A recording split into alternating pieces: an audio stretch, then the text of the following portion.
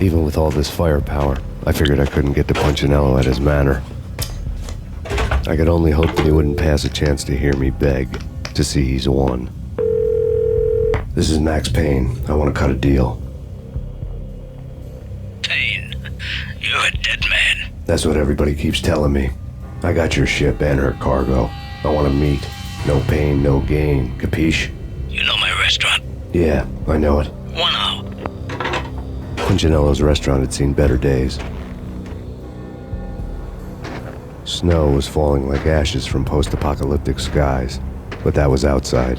Things would soon get hot in the Don's restaurant. I knew it was a long shot, Angelo Punchinello actually showing up, but there was no crime in hoping.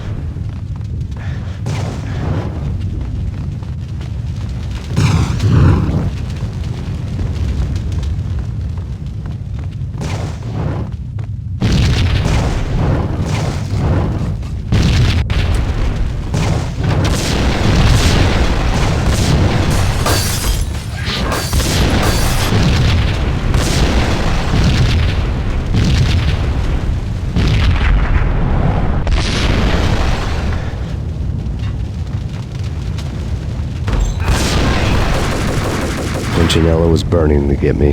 The feeling was mutual. He was trying to put out my flames with gasoline.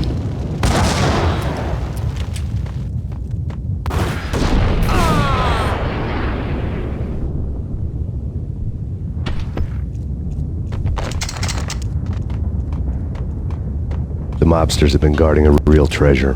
The way out of this disco inferno. There he is!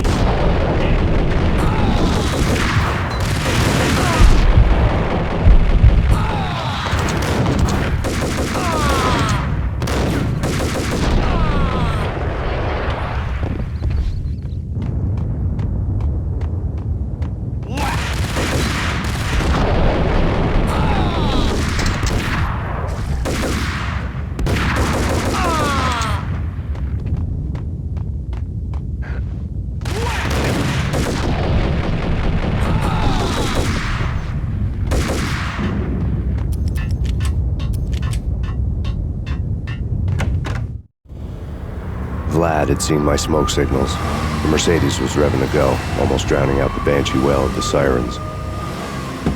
You coming? We'll drop you off at the Punchinello Manor. Sounds good to me. When this is over, look me up. I could use a professional like you. I'll keep that in mind.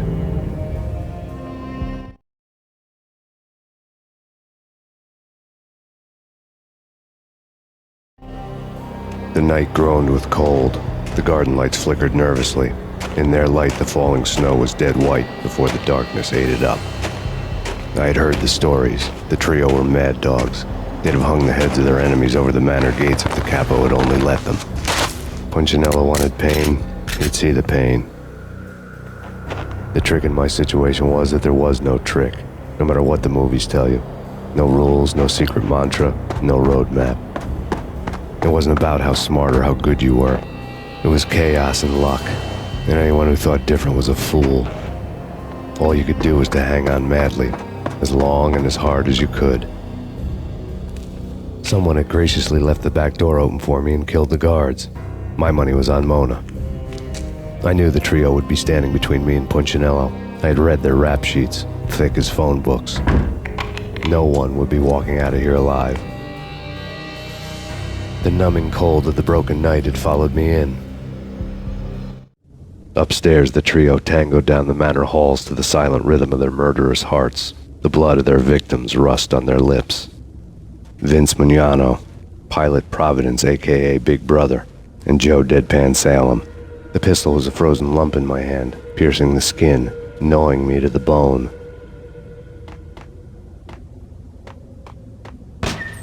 In death, The thug had been promoted to messenger.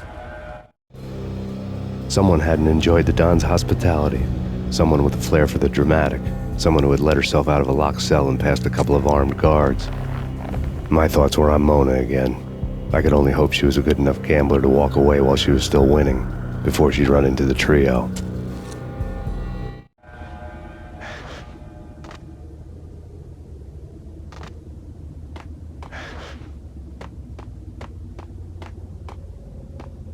Payne!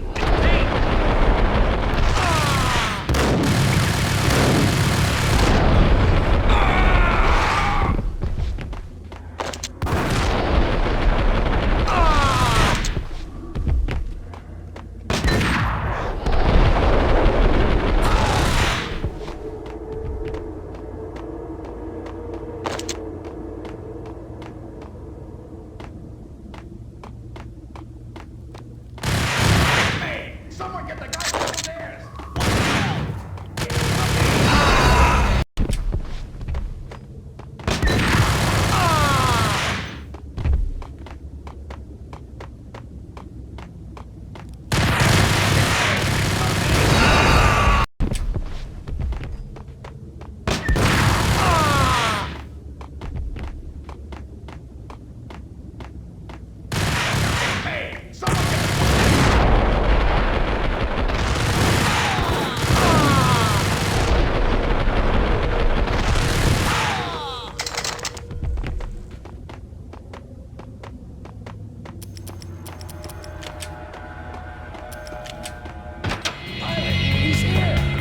It didn't take me long to run into the trio. The word on Lisa Punchinello was that she was a bit of a witch. The tarot cards on the kitchen table fit the picture. They weren't my kind of cards, but I was willing to take a crack at the hand Mrs. Punchinello had dealt. The first card was the tower. Maybe that was supposed to be the manor. It got easy after that. The devil was the master of the house, and death was me, coming for him.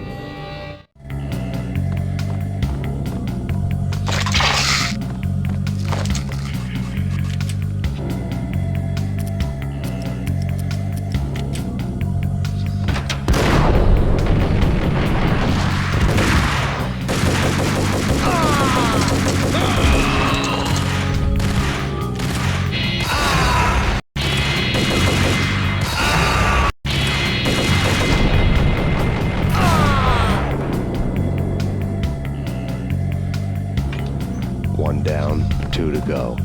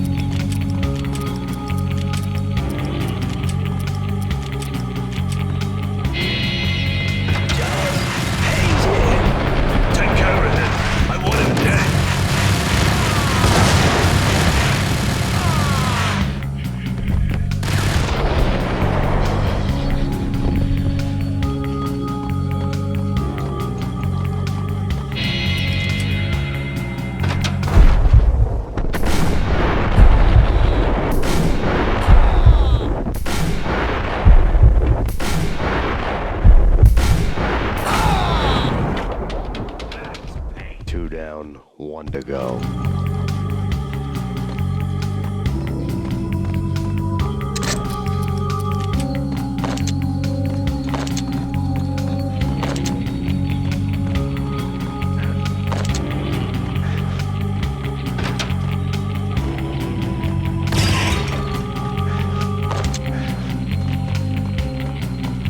Don't stop at him! This will stop any coming.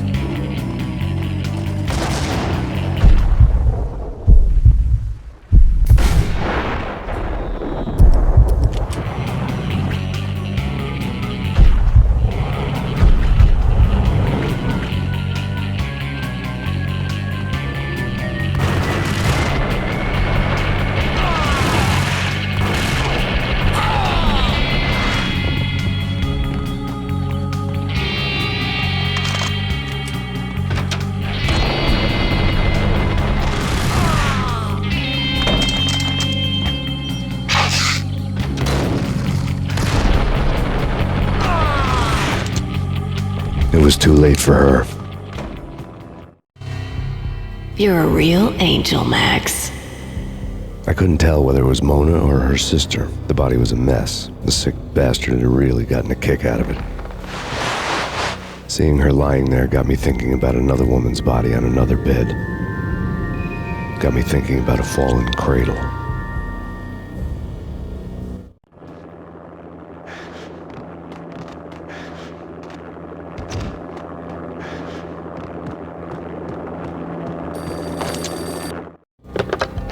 Max Payne, Talk to me. Alfred Woden. You've got company. An armed helicopter just landed on the manor grounds. You must hurry. The more the merrier.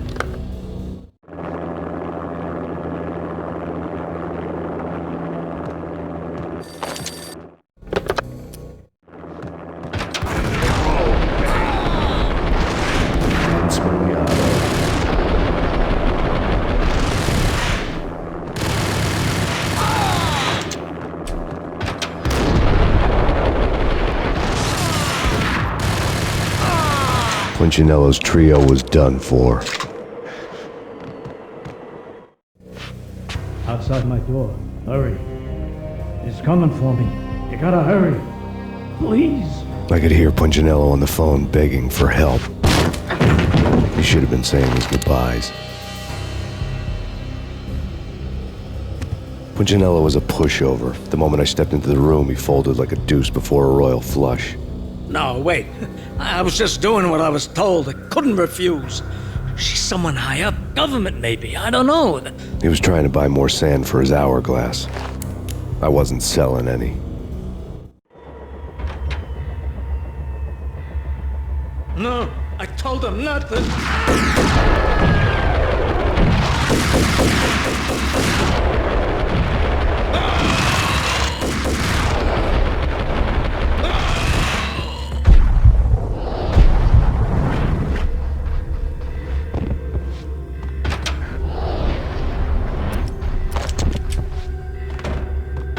Drop it. Don't move. Game over, Max Payne. I could tell when I was outgunned. It was time to take another beating. The mystery witch was a real barracuda. Trouble on dagger heels, a smoking assault rifle in her hand, and an army of killer suits behind her.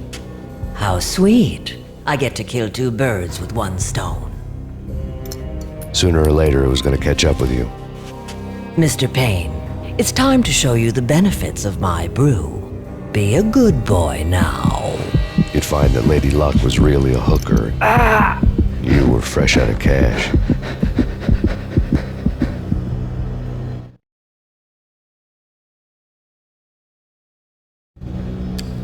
Gentlemen, we're done here. Take me to Cold Steel. She had just given me an OD of Valkyr. I could feel green fire eating my brains. They turned to steam. They did a fade on me. I'd never had a chance.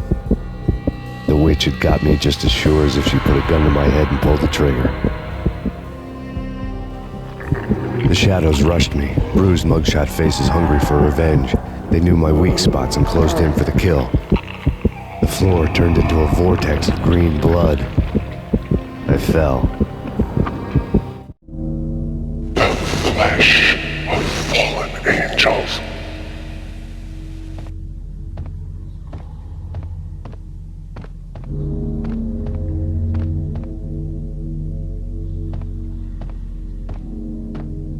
Who's there? Max?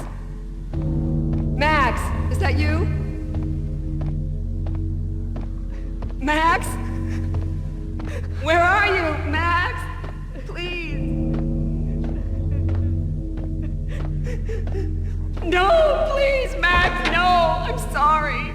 Please don't, Max, no. Please. Max? Where are you, Max? Please. The letter was staring at me. There was something disturbingly familiar about the letter before me. The handwriting was all pretty curves. You're in a graphic novel. The truth split my skull open, a glaring green light washing the lies away. All of my past was just fragmented still shots. words hanging in the air like balloons. I was in a graphic novel. Funny as hell. It was the most horrible thing I could think of.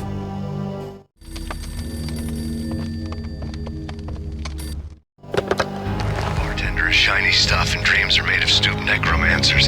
He sings like a banana wrist, having strayed too close to the constellations on their shaved skulls. It was a bad line in a prank call. Someone spouting insane babble. I couldn't make sense of it. But I had an overwhelming sense of déjà vu, and the caller's voice sounded oddly familiar.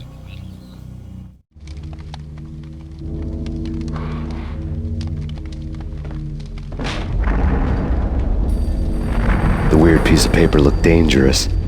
There was something disturbingly familiar about the letter before me. The handwriting was all pretty curves. You're in a computer game, Max. The truth was a burning green crack through my brain, weapon statistics hanging in the air, glimpsed out of the corner of my eye, endless repetition of the act of shooting, time slowing down to show off my moves, the paranoid feel of someone controlling my every step. I was in a computer game. Funny as hell, it was the most horrible thing I could think of.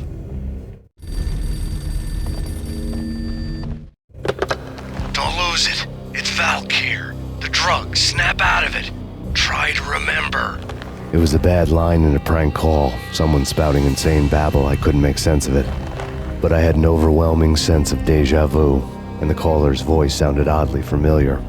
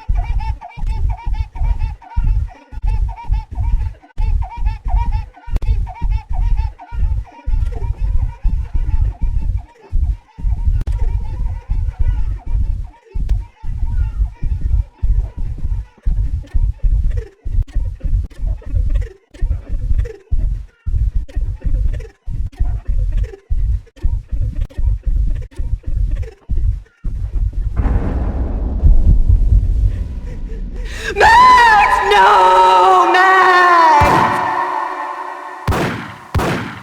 Murderer! You killed her!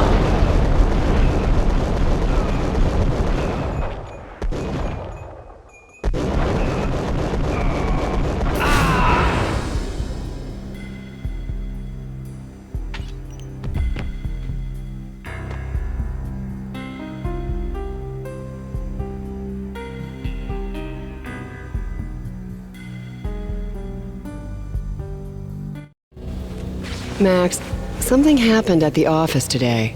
A strange memo. Something about Vikings.